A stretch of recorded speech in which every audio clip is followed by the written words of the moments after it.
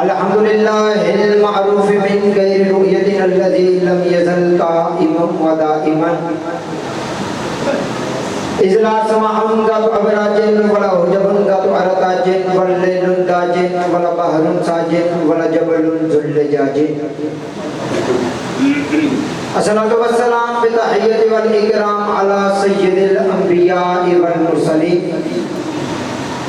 وعلى اہل بیتہ الطیبین الطاہرین المعصومین المنتجبین المنتخبین المطہرین المظلومین صلوات اللہ علیہم اجمعین ولعنۃ اللہ علی اعدائہم ومنکر فضائلہم ومصائبہم وولایتہم وعزداریہم اجمعین اما بعد فقط قال اللہ تبارک وتعالی فی محکم کتابہ المجید والفرقان الحمید وقولہ الحق بسم اللہ الرحمن الرحیم انما یرید اللہ لیذہب عنکم رجس اہل البیت ویطہرکم تطہیرا۔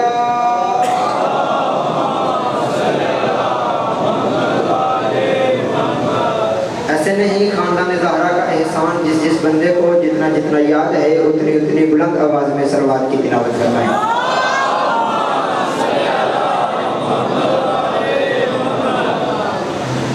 سب سے پہلے دعا گو آل محمد کا عظیم خالق ہماری بچھائی صفِ عزا اپنے بارگاہ میں قبول و منظور فرمائے۔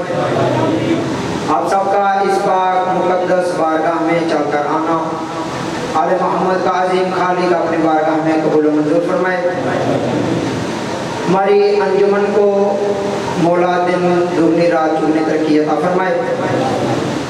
میرے بزرگ میرے دادا جان مخدوم پیر سید اظہر حسین شمسی صاحب کی طبیعت ناساز ہے، آل محمد کا عظیم خالق امام سجاد کی بیماری کا صدقہ ان کو شفاء کاملہ عطا فرمائے۔ سب دعاؤں کی آخری دعا ہے کہ ہمارے وارث کا جلد از جلد ظہور فرما، خاندان زہرا پر بلند صلوات کی تلاوت فرمائے۔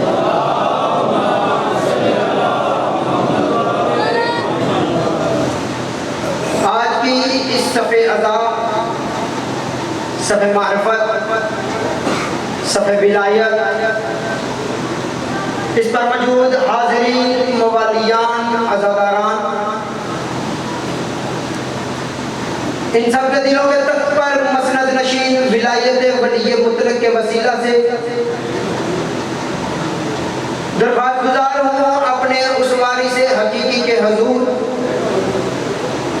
جو آج بھی پردہ غیبت میں شہسوار راہوار حجت الہیہ کی حیثیت سے موجود ہے کہ وہ اپنے رخ سے حجاب غیبت کو ہٹائے اور کعبے کی چھت پر اپنے دونوں قدموں کو رنجم فرما کر کائنات کے جاہلوں کے گریبانوں سے پکڑ کر جھنجھوڑ کر ان کو بتائے نہ علی کل مستحب تھا نہ علی آج مستحب ہے، علی کل بھی واجب تھا علی آج بھی واجب ہے۔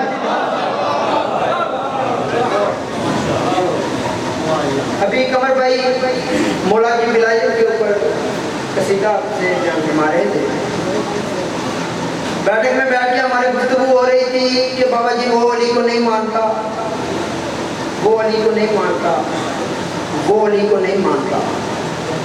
موضوع کا خیال کچھ اور تھا لیکن جب گفتگو ہوئی تو موضوع تبدیل کر لیا۔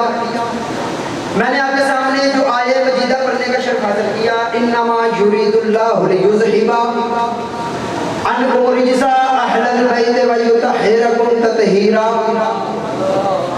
جو بندہ اس آیت کے ترجمے تشریح کو سمجھتا ہے کم از کم وہ بندہ یہ بحث نہ کیا کرے کہ جی فلاں بندہ علی کو نہیں مانتا، جی فلاں بندہ علی کو نہیں مانتا، چچا جان جی فلاں بندہ علی کو نہیں مانتا، فلاں بندہ علی کو نہیں مانتا۔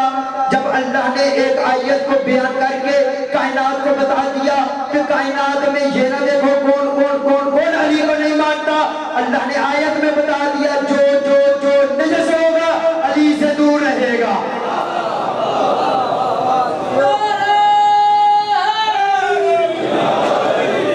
جو جو نجس ہوگا علی کو نہیں مانتا۔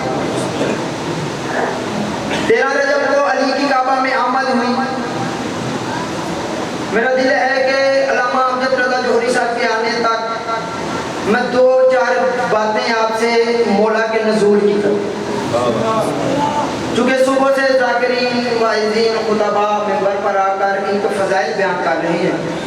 میرا دل بنا کہ آپ سے مولا کے نزول کی چند باتیں کی جائیں۔ 13 رجب المرجب علی کی ماں کعبہ کی طرف چلی نہیں، چلائی گئی۔ اللہ نے کعبہ کی طرف علی کی ماں کو بھیجا۔ 13 رجب کو اللہ نے اپنے حرم میں ابو طالب کے حرم کو بھیجا۔ ایک واقعہ پہلے ہو چکا تھا، جناب عیسیٰ جب دنیا میں آئے، جناب مریم بیت اللہ کی طرف گئی، اللہ نے کہہ دیا مریم اپنے گھر چلی جا، یہ میرا گھر ہے، بچہ پیدا کرنے کی جگہ نہیں، اپنے گھر جا کے بچہ پیدا کر، یہ میرا گھر ہے، بچہ پیدا کرنے کی جگہ نہیں۔ جناب مریم نے کہا اے اللہ تو جانتا ہے میں بتول ہوں، میں پاک ہوں، میں مطہر ہوں۔ اللہ کہتا ہے میں جانتا ہوں، لیکن پھر بھی بچہ تیرا ہے، اپنے گھر میں جا کے پیدا کر، یہ میرا گھر ہے، میں اپنے گھر میں بچے کو پیدا نہیں کروں گا۔ پتہ نہیں کیا وجہ تھی۔ 13 رجب کو اللہ نے ابو طالب کی بیوی کو کہا اے ابو طالب کی زوجہ میرے گھر کی طرف چل، اے ابو طالب کی زوجہ میرے گھر کی طرف چل۔ جناب فاطمہ بنت اسد نے گھر کے دروازے سے چابی کعبے کی اٹھانا چاہی، اللہ کی آواز آئی اے فاطمہ بنت اسد اللہ کے گھر کی چابی کو نہیں اٹھانا، اللہ کے گھر کی چابی کو نہیں اٹھانا۔ بی بی کہتی یا اللہ یہ کیا وجہ ہے، چابی کیوں نہیں اٹھانی، دروازے کے ذریعے جاتے ہیں، چابی کیوں نہیں اٹھانی؟ اللہ نے کہہ دیا میں کائنات کو بتانا چاہتا ہوں، جسے اپنے گھر سے بھیج لوں اسے مریم کہتے ہیں، جسے دیوار شک کر کے کعبے میں داخل کروں اسے فاطمہ بنت اسد کہتے ہیں۔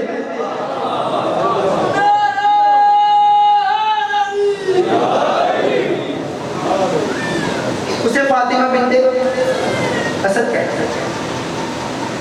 علی کی ماں کعبہ میں آئی، کعبہ کی دیوار شک ہوئی، علی کی ماں کعبہ میں گئی، کعبہ کی دیوار دوبارہ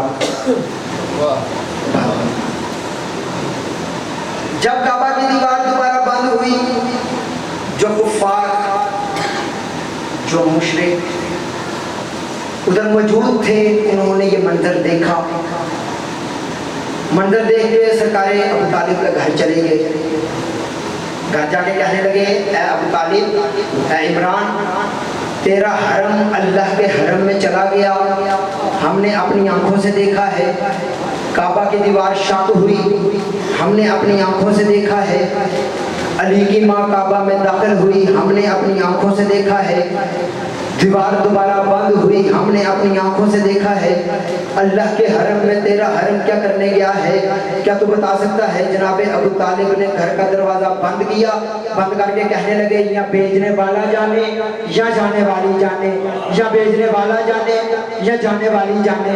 اب کفار کو جب ادھر سے انکار ہوا سب آ گئے اپنے اپنے بتوں کے پاس، جس بت کو مانتے تھے قبلہ صاحب موجود ہیں، 3 قسم کے بت ادھر موجود تھے جو سب سے سردار بت تھے، لات تھا، منات تھا، عزا تھا۔ لات والوں نے لات سے پوچھا، منات والوں نے منات سے پوچھا، عزا والوں نے عزا سے پوچھا۔ جب تینوں بت خاموش رہے، تینوں بتوں کے ماننے والوں کی گردنیں جھک گئیں، گردنیں جھکا کر آ گئے اللہ کے دروازے پر، آ کے دروازہ کھٹکھٹانا شروع کیا، آ کر زور زور سے دروازہ کھٹکھٹانا شروع کیا۔ اللہ نے کہا اے فاطمہ بنت اسد دروازہ کھول، اے فاطمہ بنت اسد دروازہ کھول، دروازہ کھول گا۔ جب جناب فاطمہ بنت اسد نے کہا اللہ بلایا دیوار کے ذریعے تھا، بھیج دروازے کے ذریعے کیوں رہا ہے؟ بلایا دیوار کے ذریعے تھا، دروازہ کیوں کھلا رہا ہے؟ بھیجا دیوار کے ذریعے تھا، دروازے کیوں کھلوا رہا ہے؟ اب ادھر جناب ہمیں اگر جناب کو ہمیں کافر مشرک کہنے سے جناب کی شوگر ٹھیک رہتی ہے، صبح اٹھ کے ہمیں کافر مشرک کہہ لیا کرو، شوگر چیک نہ کیا کرو۔ اللہ سے پوچھو جب اللہ کا دروازہ کھٹکھٹایا فاطمہ بنت اسد سے کیوں کہا اے فاطمہ بنت اسد دروازہ کھول؟ اللہ چاہتا تھا میں کائنات کو بتا دوں جب جب اللہ کا دروازہ کھٹکھٹاؤں گے اندر سے علی آئے، جب جب اللہ کا مل کے نعرہ ولایت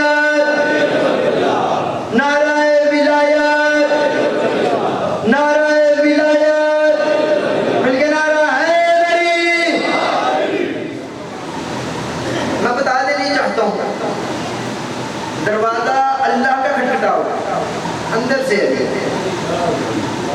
ہم کافر نہیں, ہم مشرک نہیں, ہم مجلس برپا کسی کو تنگ کرنے کے لیے نہیں کرتے, یہ ہماری عبادت ہے, ہم اپنی عبادت کے لیے عزاداری کرتے ہیں. ہم اگر کسی کو تنگ کریں یہ ہمارے مذہب کے خلاف ہے. اللہ نے ہمیں سردار وہ دیے ہیں, اللہ نے ہمیں مرشد وہ دیے ہیں کہ جن کے نوکروں کے فضائل ختم نہیں ہوتے, جن کے نوکروں کے فضائل ختم نہیں ہوتے. ہم کسی دوسرے کی طرف کیوں جائیں؟ ہم مشرک نہیں, ہم نصیری نہیں, ہم گالی نہیں. لوگ کہتے ہیں کہ آپ علی سے رزق مانگتے ہو, آپ علی سے اولاد مانگتے ہو, آپ علی سے کھانا مانگتے ہو. نہیں, ہم رزق اللہ سے مانگتے ہیں, جس ہاتھ سے دیتا ہے اسے علی کہتے ہیں. ہم اولاد اللہ سے مانگتے ہیں, جن کے ذریعے دیتا ہے انہیں علی کہتے ہیں. 16 رجب کو جب علی کی ماں دوبارہ کعبے سے گھر کی طرف چلی, سب کفار والوں کے ہاں ایک رواج تھا, بلکہ رواج نہیں شناخت کا ایک طریقہ تھا کہ ادھر اس دور میں اکثریت پتہ نہیں چلتی تھی یہ حلال زادہ ہے یا حرام ہے. انہوں نے حلال زادے کی شناخت کے لیے ایک استحا رکھا ہوا تھا. جب کوئی بچہ پیدا ہوتا استحے کو اس بچے کے اوپر, بچے کی طرف بھیجتے. اگر وہ سانپ بچے کو سونگھ کر چلا جاتا تو کہتے یہ بچہ حلال زادہ ہے. اگر بچے کو نقصان پہنچاتا تو کہتے یہ حلال زادہ نہیں ہے. اگر بچے کو نقصان پہنچاتا شاہ صاحب تو کہتے یہ حلال زادہ ہے. اگر بچے کو نقصان نہ پہنچاتا تو کہتے یہ حلال زادہ ہے, اگر نقصان پہنچاتا تو کہتے یہ حرام زادہ ہے. جب علی کعبہ میں آئے اسی اسلحے کو علی کی طرف بھیجا گیا. جب اس اسلحے نے آ کر کوشش کی کہ میں علی کو سوز کروں, علی نے اپنے دونوں ید اللہ والے ہاتھ اٹھائے, ید اللہ والے ہاتھ اٹھا کر سانپ کے دونوں جبڑوں میں ڈالے, سانپ کے دونوں جبڑوں میں ڈال کر سانپ کے دو حصے کیے. 2 حصے کر کر اللہ نے علی کے ذریعے سانپ کے 2 حصے کروائے. جب علی کے نے سانپ کے 2 حصے کر دیے کفار والے پریشان ہو گئے. کفار والے کہنے لگے یا اللہ یا اللہ یا نبی اللہ, ہم نے تو یہ سانپ رکھا ہوا تھا شناخت کے لیے, ہم نے یہ مزہ رکھا ہوا تھا, ہم نے یہ میزان رکھا ہوا تھا کہ جب یہ بچے کو سونگ لیتا تو کہتے یہ حلال زادہ ہے, نقصان پہنچاتا تو کہتے یہ حرام زادہ ہے. اگر بچے کو نقصان نہ پہنچاتا تو کہتے یہ حلال زادہ ہے, اگر بچے کو نقصان پہنچاتا تو کہتے یہ حرام زادہ ہے. اب ہم کیسے شناخت کریں یہ حلال زادہ ہے, یہ حرام زادہ ہے, یہ حلال زادہ ہے, یہ حرام زادہ ہے. نبی نے حدیث بیان کی, نبی نے کہا سن لو اے کفار, کوئی بچہ علی سے محبت نہیں کرے گا مگر جو حلالی ہوگا, کوئی بچہ علی سے بغض نہیں رکھے گا جو حرامی ہوگا. وما علینا الا البلاغ.